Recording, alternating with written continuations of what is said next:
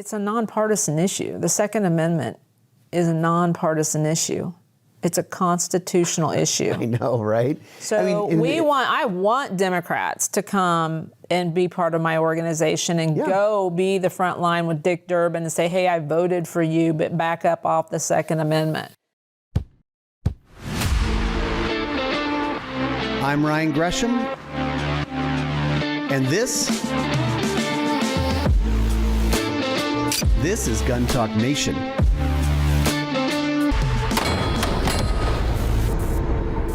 Gun Talk Nation is brought to you by Inglis, Black Hills Ammunition, Range Ready, and NRA ARC. Hey, welcome into Gun Talk Nation. We always say there's a lot of different aspects to gun ownership. There's competition, there's gun rights, there's gun tinkering, there's gun history, and some of us get involved in a lot of those aspects. Today on the show, Dianna Muller. Dianna, welcome in. Thank you. Thanks for having me. So you're here. You're here in studio, which welcome in. Which is amazing. Thank you. I love this. Podcasts are no longer just podcasts; they're actually talk shows, and so that's kind of what we're doing here. So I think some people know who you are and what you do, but you do, and I kind of tease that you do a lot of different things in the world of guns. But give people a little background about who you are. I was going to joke and say that I fish because when we're in Walmart, a lot of people see us in our jerseys and are like, do you fish? And are you a pro fisherman? No. Where's your boat? So my name is Dianna Muller. I am a retired Tulsa police officer. I did the 22 years there and loved my career. I went everywhere from, the patrol, which is where everybody starts out, and then did street crimes, gangs, narcotics. It was a great career. It went by way too fast. You get to do narcotics while you're a police officer? Yeah. Well, no. But you get to pursue narcotics. And then I retired a little earlier than I thought I was going to because I started competing again. I competed a little bit in the shooting sports as a kid with my dad. Okay. And USPSA. And then when I got out on my own, I stuck with horses and I barrel raced for the majority of my adult life when I started out on my own. And then they built a range right close to the police department. And I really kind of forced myself to go back to the shooting sports just to get behind my gun and get some practice for my career. Gotcha. And I just fell in love with the people. And I fell in love with a group of guys that I enjoyed being around. And it was really, looking back on it, it was God just going, closing a door and opening another door. And over the course of about 3 years, I would shoot pistol matches, but then we found 3-gun. And when you got bit bad by the bug there, right? I took the hook and took it down deep on the 3-gun route. And that's what solidified it for me. I just loved the action. We kind of call it the X Games of the shooting sports because we're shooting rifles, we're shooting pistols, we're shooting shotguns, all with our hair on fire as accurately as we can. So it's a lot of fun, and I really enjoyed that, plus the people. So it took me about 3 years to go 100% to horses, 100% to guns, and I sold my place, moved to town. It was a big shift. And you didn't save any money by going away from horses and guns. I did save money. Oh my gosh, horses are just a money pit. Yeah. And nobody was paying me to run barrels. I was, right. That was just a passion. So I've turned what became my next hobby of guns, I turned it into another career. So I shut the door on the police department at 22 years. I thought I'd go 25. And I was doing that for about a year solid, my husband and I, Ryan, and living the life of Riley until I got way too close to Washington, D.C., and a friend of mine said, do you want to meet your legislator? And it was me and Ryan and then Mitchellix, just Jerry and Lena, I think. Mm-hmm. And we were in a meeting with an Oklahoma legislator, and I was like, is there something that we should be doing as professional shooters to educate the people in this building, because they're making some very egregious decisions that are based on ignorance, and professional shooters are easy to vet. You can trust us, you can learn from us. Well, come to find out, there's not that many professional shooters in every state. So what God put on my heart was to bring women, one from every state, to Washington, D.C. When we kicked it off, we called it the DC Project because I didn't want to start an organization, but several years down the road, we saw Virginia, if you remember, it's 2019, 2020, that Virginia fell to an all anti-gun government from the governor all the way down. And like 98% of their counties declared themselves 2A sanctuaries. Right. And that was like, okay, the fight is really in the states. And that's when we opened our doors, really opened our doors as an organization. Okay. And then I asked the women that had been coming to Washington, D.C. to go back and be state directors for Women for Gun. And then we changed our name eventually to Women for Gun Rights because it was, DC Project Massachusetts and DC Project Arizona. It didn't make any sense. Yeah, it sounded weird. I mean, the mission is still the same, right? The mission is still kind of the same, and I have laser focused it over the years and understood why it's so important myself. Because early on, if you guys don't know, like a lot of people in our space don't know what the threat is. And the threat is this, that there are forces at work to disarm America. And they're using the female voice to call for more gun control. So there is one specific group called Moms Demand Action. They are funded by Bloomberg to the tune of $60 million or so. I'll let you know that our budget is not quite that much. Not a fraction of that. Yeah. I don't even know if a fraction is, like, we're a $250,000 budget. Right. So it's a David and Goliath situation. But they are propagandizing. I believe that if I could talk to their entire membership, that I could probably take half of them with me, because they've never heard somebody that looks like them, that sounds like them, say that I feel better being able to protect myself, that I am safer. I am safer because I carry a gun. They can't hear, the world has demonized the white men, and you can't hear from traditional gun owners. So I think that's why Women for Gun Rights is really important, is we fill a hole that nobody else is filling. Do you feel like when you guys, and you still do the trips to D.C., right? When you guys have those trips to D.C., that across 50 states, they hear you out more so than maybe if I showed up? Sure. Absolutely. I mean, like I said, they've demonized the guys. You guys can take care of yourself a lot more than I can take care of myself. I'm 5'6" and weigh 130 pounds. And I can't go up against a guy that's 5'6" and 130 pounds. He's going to own me. Right.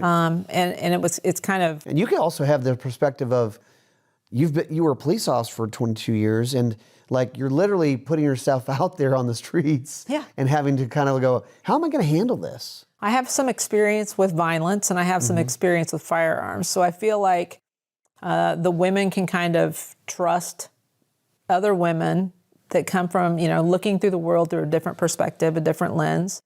And we can really change public opinion when it comes to guns and gun ownership like nobody else can. So women are the fastest growing demographic. Black women are the fastest growing demographic of the subdivision. So it makes sense that, we tell our stories and we stand at the front line and we can provide armor in the attacks on the Second Amendment. So that's why I think Women for Gun Rights, we're uniquely positioned to speak to those people that are in the middle of the road, that don't really know anything about guns or might have guns, but, I support the Second Amendment, but, and we can speak to those people like nobody else can, because the legacy organizations, NRA does a great job, GOA does a great job, Second Amendment Foundation, all of the legacy organizations are doing fantastic work. But they've been demonized. Right. The middle of the road people can't hear from those organizations. So I think that we're autonomous. We're women, highlighting the women's voice about why we feel safer, why we think that education is the key to firearm safety and violence prevention, not legislation. We're going to get more into that, like how you guys approach it and some of the stories from going to DC and talking to these politicians right after the break. Inglis Manufacturing revived one of the most iconic military pistols of the 20th century. The Inglis High Power, originally produced in Canada during World War II, The high power gained a reputation for rugged reliability and saw service around the globe. Now, SDS Arms brings back this legacy with a faithful reproduction crafted for both modern shooters and historical collectors. Inglis from SDS Arms. Back in 1999, Black Hills Ammunition started developing the Mark 262 Mod 1C for the U.S. Navy. It's a 5.56 military precision round, and now it's available to you. Comes in military ammo cans containing 460 rounds of 20-round cartons. And the big deal here is accuracy. 10 groups of 10 shots each at 300 yards, and that has to shoot a sub 2-inch group. That is crazy accurate. Black Hills Ammunition, the power of performance. What if you could be significantly better with your firearms in a short time? At Range Ready Studios, we offer handgun and rifle classes to help you be the best you can be. You'll be safer, more competent, and just better at the range.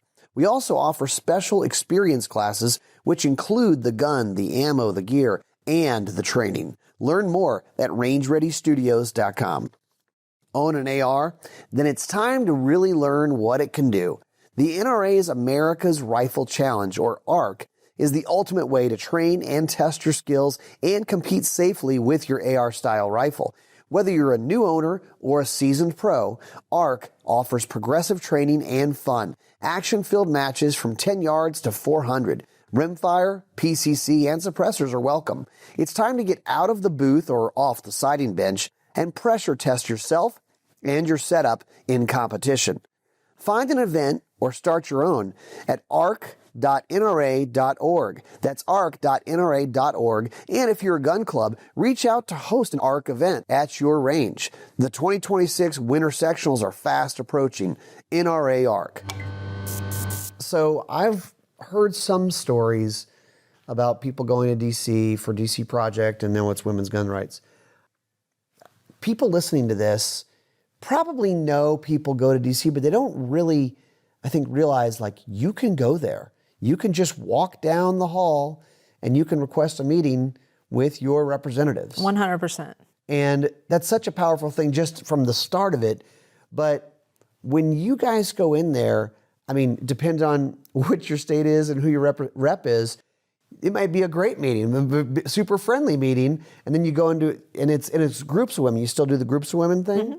So it's like you go into a different state, and all of a sudden, it's fairly hostile, or can be. We've had girls cry. Yeah. We've had legislators just be belittle, and it's pretty. It can get pretty sporty. Talk about, and this is not picking on anybody, but it kind of is. Talk about how ignorant a lot of the representatives are, and I'll say on both sides. Yeah. Just ignorant meaning not knowledgeable about a particular subject. I mean, what have you guys encountered? Well, we have a lot of stories, and it seems like every time we go to Washington, D.C., there's some kind of drama. Like the first year that we went was when Scalise got shot. So we came out of the subway, and my phone is blowing up about, there's been a shooting, and cancel your meetings. And I was like, I can't cancel my meetings. This is... Yeah, we have 50 women who flew into town for this. On their own dime and their own time. And we just kind of held our nose and we jumped in. And my first meeting was with Senator out of Oklahoma. And it was actually a coffee. And these are kind of unique because a lot of them have coffees and they open up. So there's probably 50 people in the room. Oh. And I'm in the front row and he's like, what are you doing here today? Introduce yourself, say where you're from, because there's other people from Oklahoma in here. Mm. And I was sweating bullets, man. I was like, yeah, I'm here to advocate for the Second Amendment. And then he picked it up and he just knocked it out of the park. And he's like, yeah, Scalise, we're keeping an eye on him and stuff like that. So there are really good people. Langford, his name was escaping me. I can hear him and see him. And but then we've had the other ones that go bad. And like Dick Durbin was in the same scenario, like in front of everybody, a coffee of his constituents. And he was just horrible and demeaning and telling people, you're not talking. And it's, yeah. I don't want you to talk. Down. I'll throw people down. We try to stay very cordial, And we don't, I believe that mom's demand is very bullish, and they're very throw fits and be angry. And we don't do that. We don't operate like that.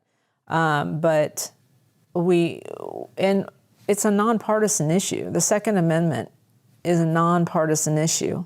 It's a constitutional issue. I know, right? So I want Democrats to come and be part of my organization and go be the front line with Dick Durbin and say, hey, I voted for you, but back up off the Second Amendment. So we want to see those people that, it's a cross section of America. It's your daughters, your grandmothers, your sisters, you're gay, you're straight, you're black, you're white, you're Asian, whatever it is. If you are a law-abiding American, the Second Amendment is for you.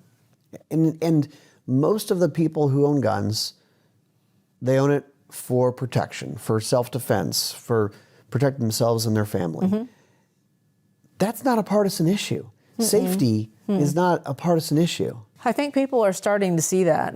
And I think that that's why the past 5 years, with COVID and everything that happened with the George Floyd riots and things like that, I think that our gun sales have skyrocketed because of that. Yeah. Now, do they believe that, do they believe that universal background checks are bad? Because universal background checks are bad. They're the last hurdle. Clarify. They're the last hurdle that the government needs to clear in order to confiscate down the road. What are some of those things that, we addressed that one. Are there other ones that you say, I need to clarify in case there's any misunderstanding for anyone out there where they're like, well, I don't know. Background checks, that's not a bad thing, right? And you're like, no. Let me explain what they're trying to do. Because you alluded to it. Yes, you're not necessarily paranoid if they're actually out to get you. Right. Right. There are a lot. There are the usual suspects, I call them. There's red flag laws, universal background checks, safe storage, things like that. And we have on our landing page, womenforgunrights.org, we have a one-page talking points. So like the holidays are coming up. Go download it. Well, it's free to join right now. And then download this talking points. And every time you go to an interview or every time you have somebody, you have to study these things and be intentional. Because they're running on, the opposition is running on emotions, and if you could just save one kid. Well, if you prepare yourself, you're going to know that the 45,000 gun deaths a year that you should compare to the saves. And if you know the number of saves, which by CDC studies is between 2 and 3 million saves annually, if it saves just one person, well, they're saving exponentially more than they're taking. Right. And then that 45,000 number is 2/3 of it is suicide. So being a victim of a shooting is a very low propensity, but when you have those facts on your side and easily, readily available on your tongue, that's what it's going to take to influence your friends, your families, your communities, and your legislators. But you have to be intentional, because it's really easy to hear somebody say something that's so dumb and ignorant, and then you quip back. Right. You're ignorant. But you're dumb. You need to be prepared for this stuff. And be prepared for their emotional response. And if you're prepared for somebody that's going to come at you with emotion, then you can kind of prepare yourself to absorb that energy and give it back with a calmness that isn't just calling them names and going on down the road. Right. Because that doesn't influence anybody. What are some of the other ridiculous things that, like a Mom's Demand, put out there that they try to get people riled up about? Their big thing right now is that guns are the number one killer of kids. But they have a study. They have the study that has 18 and 19-year-olds in there. So they get all the gang violence. Yeah, I can go defend my country. I can get a loan. I can start a family. I can do all these things. And I'm a kid, and they call them kids. So I think that's disingenuous. But you have to know that, when you hear that, you don't know where their stats are coming from. But if you know that that's what it is, you can easily defeat that and redirect those things. Yeah. You're down here. We ought to talk about kind of it's good to be able to catch up, but you're also here for a program, NRA ARC. Yeah. America's Rifle Challenge. So the NRA has a new program, and it's called ARC. And we're excited my husband and I, Ryan, are professional shooters, obviously, but we're excited to help the NRA get this off the ground and get people's attention on it, because NRA has traditionally been in like the Bianchi Cup and some other things, and they haven't really had anything for the AR-15. And this is specifically for the AR-15, and then there'll be some pistol stuff in the end. But for people who are new to the competition, this is a great way for them to come in and really get their feet wet. Yeah, it's good to have some events, some competitions that are accessible for people who maybe haven't shot a competition before. Right. There's a lot of new gun owners. Like, what's this competition all about? Like, come out and find a range that is hosting an ARC challenge and ask what it's all about. Really, if you are a new shooter, your best bet is to go to the range with or without a gun and say, hey, I'm new. Mm-hmm. Help me.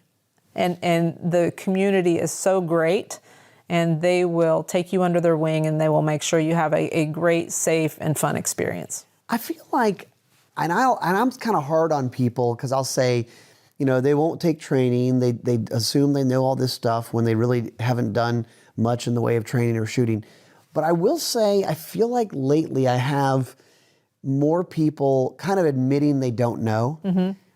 And I'm not saying I'm an expert. I know maybe probably more than, the average guy who his main job isn't gun stuff. Right. But even grown men, which grown men are a lot of times gun owners, and a lot of times the ones who don't want to say, I don't know. I mean, they've been asking lately of I don't know, what do I need to get? What do I need to do? What's the proper thing for this or this or this? But there's a lot of inside baseball knowledge that you just don't know. You just walk into a gun store, you just don't know. No. And it's a journey, and it is a marathon. It is not a sprint. You think you go in and you get your first gun and you get a holster and you're all set. And that is just the tip of the iceberg. Right. There's so many other things. And if you have a spouse that likes that kind of stuff, be thankful, because you have an endless supply of ideas, gift ideas for the rest of your life. You can customize. And that's why I love the AR-15, is because I call it the Mr. Potato Head. I mean, literally, you can change anything on that, and you can make it all your own, and then you can paint it really pretty. And yeah. It's funny that... I like the bling. It is funny how a gun, an inanimate object like the AR-15, gets all these different... But it's one of the more fun guns if you haven't shot it. It's an easy gun to shoot. It's fun to shoot. And I think, people love being able to customize. So Dianna, what else on women's gun rights? Where are we headed into next year? What are you guys gonna be doing? Oh wow! So we've got every year we go to Washington D.C. Mm-hmm. And this year, and it's really hard for me to set that date, because usually you'll set a date immediately. Well, I have to wait for the congressional calendar to come out, and it doesn't come out until December of the year before. Mm-hmm. So I'm sitting here, waiting for this date for 2026. And what I'd like to do is, traditionally we take our state directors and some special stories. So we have about 60 to 70 women on Capitol Hill.